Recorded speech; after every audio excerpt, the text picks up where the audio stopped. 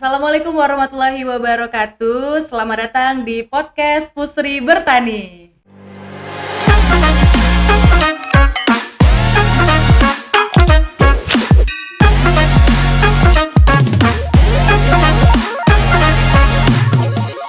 Halo Sobat Pusri dan pendengar setia podcast kami. Senang sekali saya Nanda bisa kembali menyapa Anda semua dalam ruang diskusi inspiratif dan penuh wawasan. Telah hadir bersama kita narasumber pada hari ini yaitu Bapak Agus Waluyo selaku SVP Transformasi Bisnis PT Pupuk Sriwijaya Palembang. Apa kabar Pak? Alhamdulillah sehat Mbak Nanda. Luar biasa, terima kasih ya Pak sudah menyempatkan waktunya untuk bisa hadir di podcast hari ini. Oke, Nah sama-sama. hari ini kita akan membahas topik yang sangat strategis dan relevan dengan kehidupan kita sehari-hari Pak, yaitu ketahanan pangan nasional. Nah, di tengah tantangan global, perubahan iklim, hingga kebutuhan pangan yang terus meningkat, sektor pertanian menjadi garda terdepan ya Pak, dalam menjaga keberlanjutan bangsa.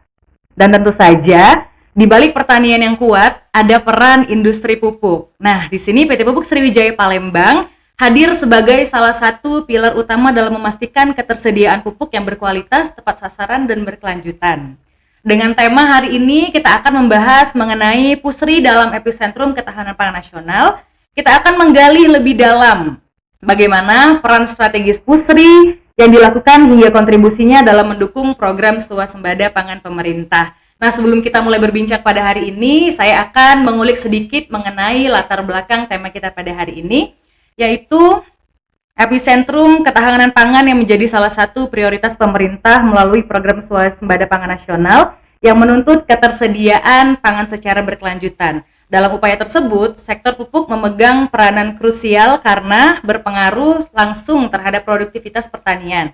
PT Pupuk Sriwijaya Palembang sebagai bagian dari Pupuk Indonesia memiliki tanggung jawab strategis dalam memastikan ketersediaan pupuk subsidi maupun non-subsidi agar kebutuhan petani terpenuhi dan target ketahanan pangan nasional dapat tercapai secara optimal. Nah, selanjutnya kita juga akan menyimak dari Bapak Agus Waluyo mengenai fungsi dan peranan pupuk dalam industri pertanian. Boleh Pak? Oke, ya baik, makasih Mbak Nanda. Jadi betul sekali tadi disampaikan di awal Mbak Nanda bahwa peranan pupuk itu sangat penting, sangat krusial ya dalam mendukung swasembada pangan. Nah, kenapa ini sangat penting?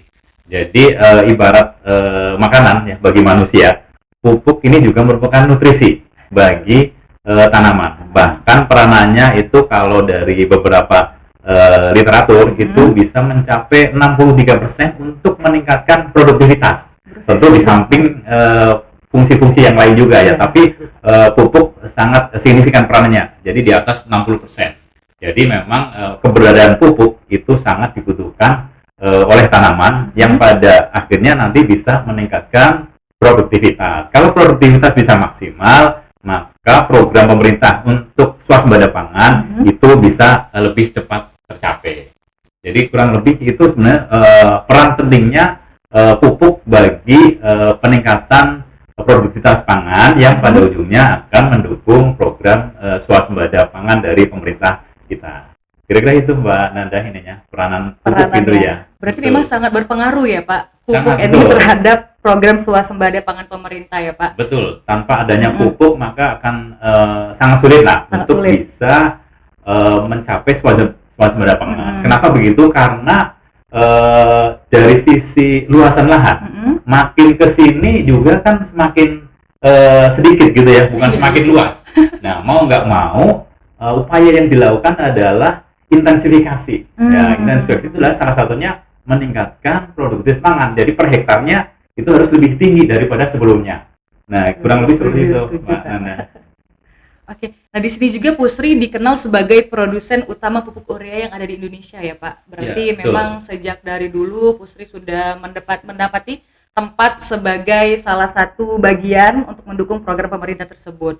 Dan di sini juga, dan saya yakin ya Pak, Pusri juga menjamin ketersediaan pupuk yang tepat bukan hanya jumlah, tetapi juga menyangkut ketepatan distribusi hingga sampai ke tangan petani langsung ya Pak. Ya, jadi memang Pusri merupakan produsen pupuk pertama di Indonesia. Ya. Nah, makanya memang peranannya sejak awal berdirinya Republik ini menjadi sangat penting karena sejak awal memang dari pemerintahan zaman Soeharto itu sudah memikirkan untuk swasembada pangan. Nah, salah satunya adalah dibangun pabrik pupuk yang kebetulan waktu itu ada di Sumatera Selatan atau di Palembang yang sekarang kita kenal dengan Pusri. Jadi memang sejak awal. Jadi sampai sekarang mungkin sudah lebih dari 40 tahun. Bahkan ini akan memasuki usia 66 tahun. 66 tahun. Nah, itu jadi sejak awal memang peranannya sudah cukup banyak untuk mendukung program swasembada pangan. Nah, saat ini Pusri mengoperasikan sekitar 4 pabrik urea, Mbak Nanda. Wow. Dan 3 pabrik NPK. Jadi dengan kapasitas total itu sekitar 2,6 juta ton, baik urea atau NPK. Nah, dengan produksi yang dimiliki tadi, Pusri bisa menyediakan pupuk untuk beberapa wilayah. Ya, memang terutama di wilayah Sumbaksel, kemudian di sebagian Jawa, Jawa Tengah, kemudian Yogyakarta, kemudian Jawa Timur. Nah, itu wilayah-wilayah yang menjadi area pemasaran atau distribusinya PT Pusri Palembang. Jadi bukan hanya di Palembang saja, tapi juga sampai ke luar Jawa. Nah, jadi sampai ke sana ini peranan dari PT Pusri Palembang. Baik, selama 66 tahun sudah beberapa wilayah di Indonesia yang sudah dijamah oleh Pusri ya Pak, dengan produktivitas yang sekitar 2 ton lebih ya Pak. 2 juta ton. 2 juta ton lebih per tahun. Mantap sekali memang Pusri. Nah, mengenai hal tersebut ya Pak, dalam mendukung ketahanan pangan nasional, bagaimana upaya Pusri ini Pak menjamin ketersediaan pupuk dan penyalurannya tepat pada sasaran Pak? Ya, baik. Jadi terkait dengan distribusi pupuk, sejak awal berdiri sampai dengan 2011, itu Pusri bertanggung jawab secara langsung untuk mendistribusikan pupuk ke seluruh wilayah Indonesia.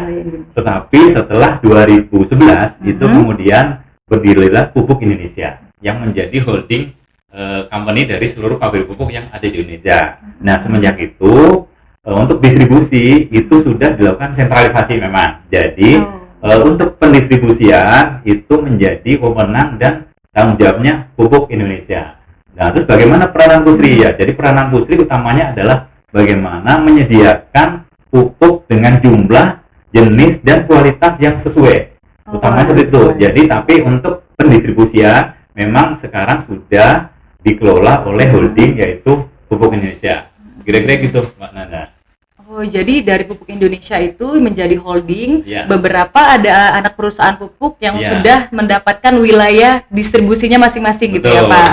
Jadi nanti yang mengatur Pusri wilayahnya mana saja, kemudian nanti ada Pupuk Kaltim juga, wilayah mana saja, kemudian ada Kujang, ada Petrokimia Gresik, kemudian ada Pupuk Iskandar Muda, itu nanti diatur oleh Pupuk Indonesia. Gitu Mbak. Gitu, boleh. Nah, dari pandangan Bapak Agus tadi ya Pak, tadi saya juga sangat setuju bahwa Pusri tidak hanya fokus pada ketersediaan pupuk secara nasional, tetapi juga memastikan penyalurannya benar-benar tepat sasaran melalui sistem distribusi yang terintegrasi ya Pak, dengan pengawasan berlapis serta kolaborasi dengan berbagai pemangku kepentingan. Nah, upaya ini tentu menjadi bukti nyata komitmen dari Pusri dalam mendukung ketahanan pangan nasional sekaligus meningkatkan produktivitas kesejahteraan petani Indonesia.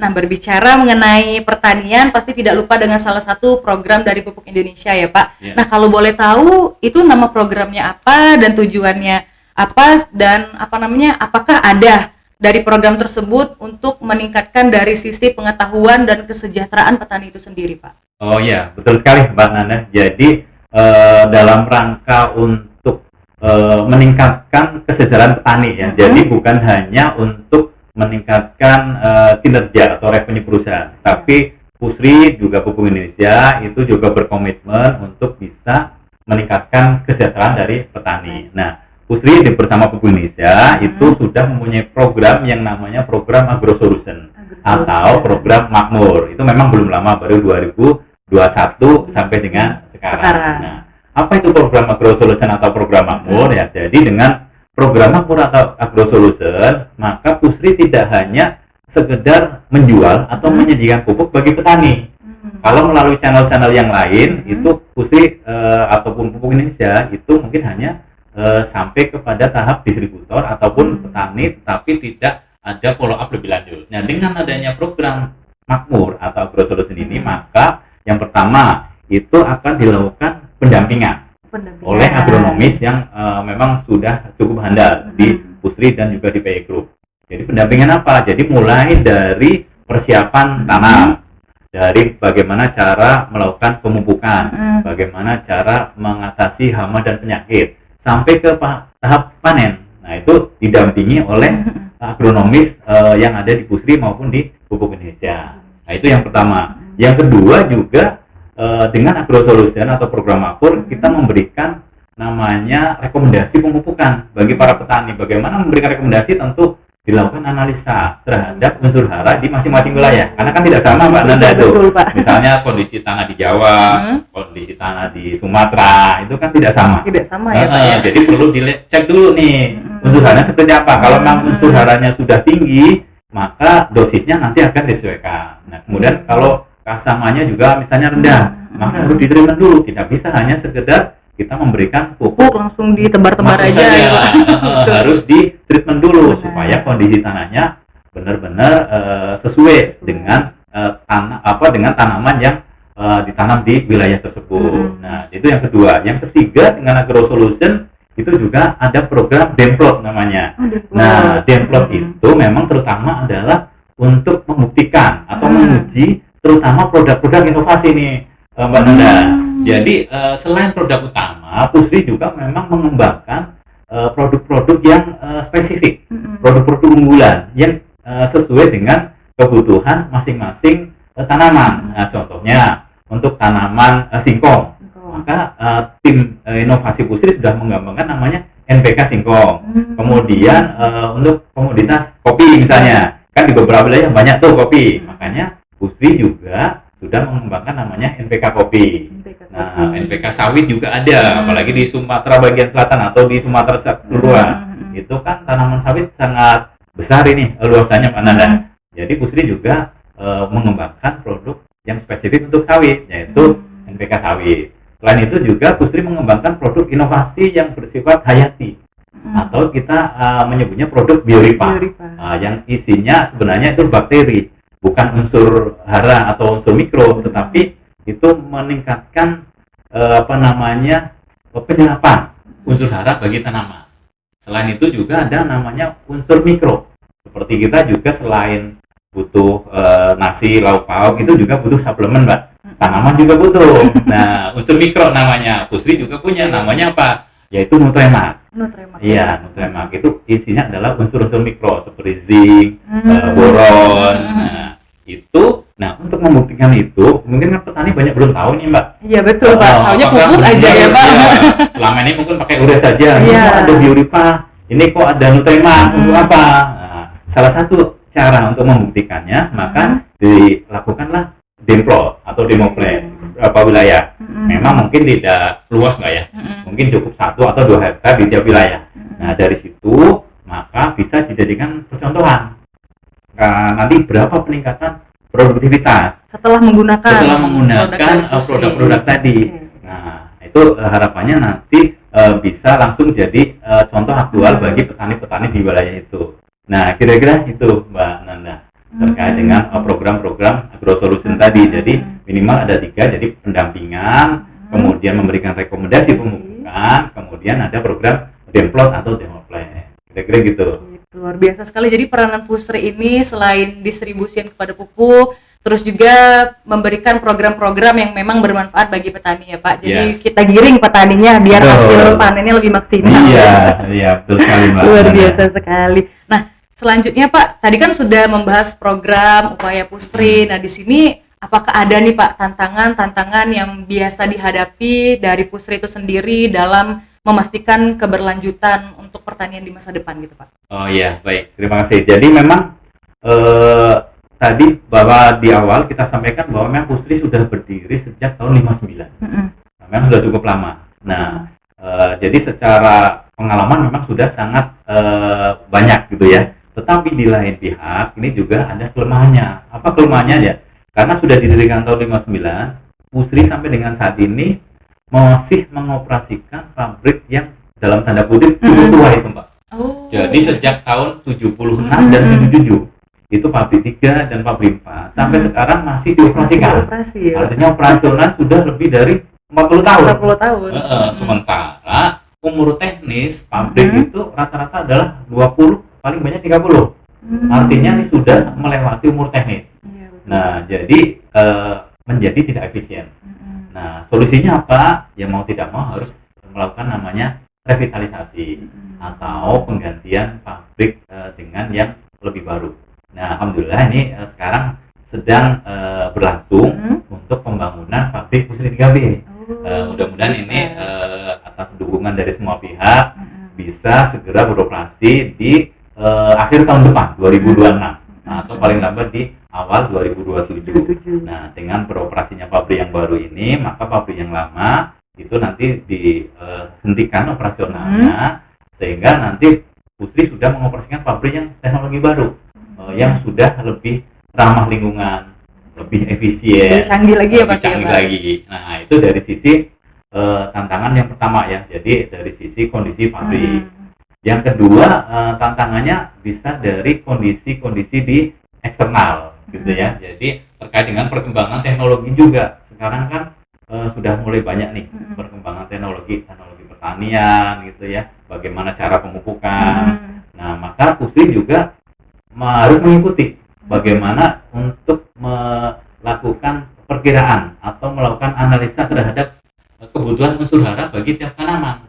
Bagaimana caranya? Ya, sekarang yang sedang dikembangkan oleh Pusri adalah dengan mengembangkan namanya agritech melalui Presipalem gitu untuk tanaman sawit. Jadi dengan menggunakan teknologi satelit malah sekarang ini.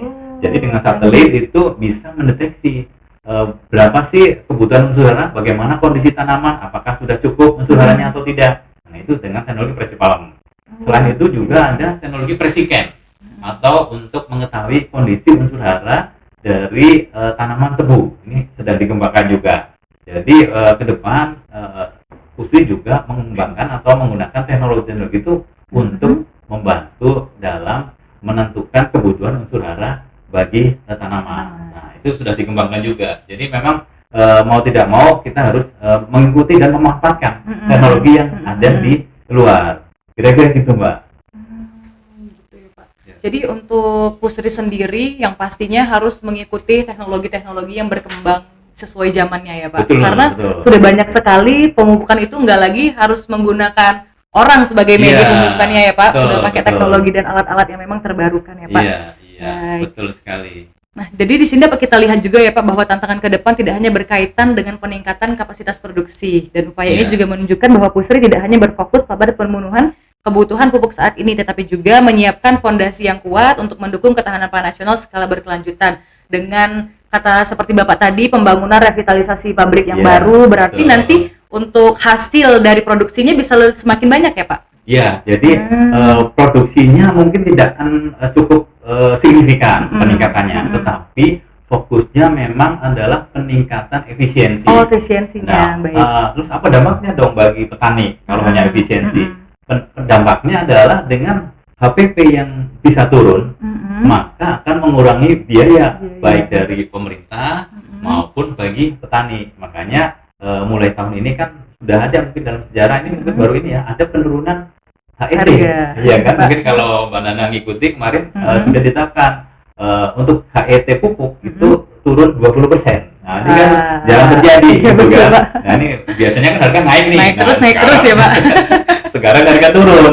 Nah, itu adalah salah satu dampak dari peningkatan efisiensi yang dilakukan di PU Group termasuk juga di Pusri gitu, Mbak. Tuh. Berarti kalau misalnya harga turun, keuntungan petani lebih meningkat ya, Lebih Pak? meningkat lagi, minimal biayanya juga akan lebih turun gitu kan. Jadi selain produktivitas juga spare untuk mendapatkan keuntungan lebih banyak lagi bagi petani. Gitu, Mbak. Baik, begitu. Nah, sesuai dengan perjalanan Pusri selama sudah 66 tahun 66 ini ya, tahun, Pak. ya. Dan pencapaian-pencapaian Pusri hingga saat ini sudah sangat banyak sekali. Nah, di sini apa, Pak, harapan Bapak dan komitmen Pusri ke depan dalam menjaga posisinya di epicentrum ketahanan pangan nasional, Pak? Ya, baik. Jadi untuk ke depan memang terkait dengan pengaruh global gitu ya, pengaruh juga dari eksternal. Ini maka Pusri mengharapkan dukungan dari berbagai pihak, dari berbagai stakeholder. Ya, yang pertama misalnya dari Kementerian Pertanian. Tentu ini dukungannya sangat dibutuhkan untuk membuat regulasi yang berpihak tidak hanya kepada perusahaan tetapi juga kepada petani. Nah, seperti yang tadi kami sampaikan bahwa pada akhir tahun 2025 ini sudah ada kebijakan terkait dengan penurunan HET. Ini juga kebijakan dari pemerintah, dari Kementerian Pertanian. Yang kedua juga penyediaan bahan baku. Ketersediaan bahan baku ini sangat penting bagi keberlangsungan industri pupuk ke depan. Bahan baku utama di pabrik urea itu adalah gas bumi yang memang jumlahnya itu terbatas, dan ini memang perlu mendapat dukungan dari pemerintah, dari SKK Migas, dari Kementerian SDM, agar ke depan PUSRI mendapatkan alokasi paling tidak sampai 5 tahun, 10 tahun atau bahkan 20 tahun ke depan. Itu perlu ada kejelasan berapa alokasi yang diberikan kepada PT PUSRI Palembang. Nah, jadi ketersediaan bahan baku itu sangat penting bagi keberlangsungan industri pupuk. Yang berikutnya juga keterlibatan atau dukungan dari para stakeholder lain seperti mitra integrator atau distributor. Karena kan PUSRI memproduksi di Palembang. Nah, bagaimana sampai ke petani ini yang membutuhkan peranan dari para mitra integrator, distributor. Nah, ini kolaborasi yang ke depan ini semakin dibutuhkan antara PUSRI dan juga para mitra agar produk-produk yang sudah dihasilkan itu bisa terdeliver kepada petani sesuai dengan jumlah, sesuai dengan waktu, tepat sasaran kepada petani yang membutuhkan. Nah, kira-kira itu, dan tentu ke depan PUSRI akan terus berkomitmen untuk selalu menyediakan pupuk baik jumlah maupun jenis yang dibutuhkan oleh petani. Ya, memang terutama adalah petani untuk komoditas padi atau hortikultura. Karena memang PUSRI utamanya lah BUMN yang mengutamakan untuk kebutuhan pupuk bagi petani atau pupuk subsidi. Nah, kira-kira gitu Mbak Nanda peranan PUSRI ke depan. Oke, baik. Berarti di sini juga PUSRI membutuhkan dukungan-dukungan dari pihak-pihak terlibat ya Pak, seperti pemerintah, stakeholder, mitra integrator dan lain sebagainya. Yeah. Nah, di sini juga berarti kita sepakat ya Pak bahwa PUSRI tidak hanya melihat capaian sebagai sebuah prestasi, tetapi juga sebagai amanah untuk terus berkontribusi lebih besar dengan komitmen pada inovasi, penguatan kapasitas produksi, distribusi yang tepat sasaran, serta pemberdayaan petani. PUSRI menegaskan perannya untuk terus berada di epicentrum ketahanan pangan nasional dan menjadi mitra strategis pemerintah dalam mewujudkan swasembada pangan yang berkelanjutan. Gitu. Nah, mungkin itu saja bincang-bincang kita pada hari ini, dan senang sekali bisa berbincang dengan Pak Agus Waluyo hari ini. Jadi kita banyak Nanda. Jadi kita banyak sekali mendapatkan insight-insight mengenai ketahanan pangan nasional, dan demikian diskusi kita hari ini, dan kita dapat melihat juga bahwa ketahanan pangan bukan hanya tentang hasil panen, tetapi juga tentang ekosistem yang kuat, memulai dari kebijakan, inovasi, distribusi, hingga pendampingan kepada petani. Nah, di sini juga PT PUSRI Palembang telah mewujudkan komitmennya sebagai garda terdepan dalam mendukung swasembada pangan nasional dalam melalui penyediaan pupuk yang berkualitas, program pemberdayaan petani, serta inovasi yang berkelanjutan. Semoga bincang hari ini dapat memberikan pemahaman yang baru bagi kita semua tentang pentingnya peran industri pupuk dalam kehidupan sehari-hari dan masa depan untuk Indonesia yang lebih maju. Saya Nanda dan Bapak Agus Waluyo pamit undur diri. Sampai jumpa di episode podcast selanjutnya dengan topik lebih inspiratif lainnya. Terima kasih. Wassalamualaikum warahmatullahi wabarakatuh.